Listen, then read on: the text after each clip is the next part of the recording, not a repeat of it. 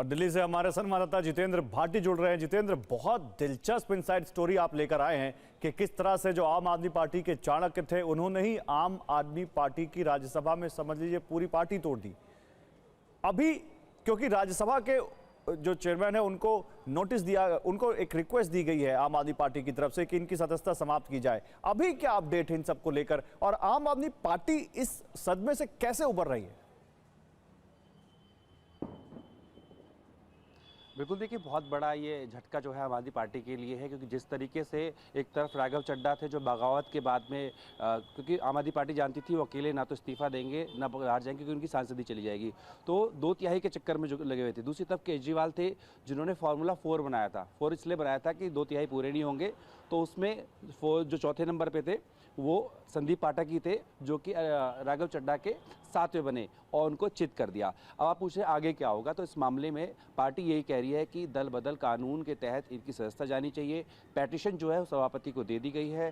दूसरी तरफ जो पंजाब के मुख्यमंत्री भगवंत मान, उन्होंने राष्ट्रपति से जो है टाइम मांगा और कहा है कि वो तमाम जितने उनके 92 विधायक हैं उनको लेकर परेड कराना चाहते हैं, राइट टू रिकॉल हो। हालांकि कानूनी ऐसा कोई प्रावधान है नहीं, लेकिन जनता को दिखाने के लिए, बताने के लिए कि आपने देखिए इन विधायकों को चुना था, इन्होंने सांसदों को चुना था, क्योंकि जो चुनाव है पंजाब का वो बहुत दूर नहीं है, तो एक सिंपैथी क्रिएट करने की कोशिश है वो की जाएगी। दूसरा, कानूनी सलाह ली गई है, जहां पर आम आदमी पार्टी को ये लग रहा है कि जैसे शिवसेना के मामले में फैसला आया तो ऐसे में कानूनी लड़ाई वो लड़ेंगे। लेकिन बड़ी बात यह है कि इन तमाम सांसदों का जो कार्यकाल है केवल 2 वर्ष का बचा है, तो क्या तब तक ऐसा कोई फैसला आ पाएगा? लेकिन उससे पहले ही पंजाब में विधानसभा चुनाव है, तो इस वक्त आम आदमी पार्टी बहुत फूक फूक के कदम रख रही है, क्योंकि इन 7 में अगर कोई एक नाम में कहूँ चौंकाया जिसने खुद अरविंद केजरीवाल को, तो संदीप पाठक ही थे, क्योंकि उन्हें खुद चाणक्य बोलते थे। नहीं, मैं वो अगला सवाल मेरा वही था कि चलिए टेक्निकलिटीज अपना काम करेंगी, लेकिन संदीप पाठक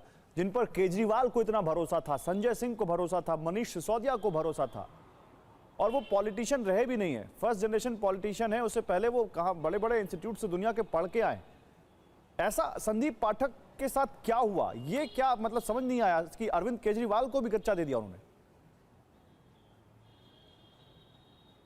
अब बिल्कुल, देखिए मैंने संदीप पाठक से भी बात की है और मैंने उनसे जानना चाहा कि क्यों ऐसा क्यों किया, तो उन्होंने कहा कि मुझे बहुत दरकिनार कर दिया गया था। मसलन मैं आपको बताऊं कि पंजाब में जब आम आदमी पार्टी जीती 2022 में, तो वहाँ 3 साल पहले ही खुद जो संदीप पाठक थे चले गए थे, वहाँ संगठन उन्होंने खड़ा किया और जीत के बाद खुद केजरीवाल ने उनकी पीठ थपथपाई, राज्यसभा उनको दी गई।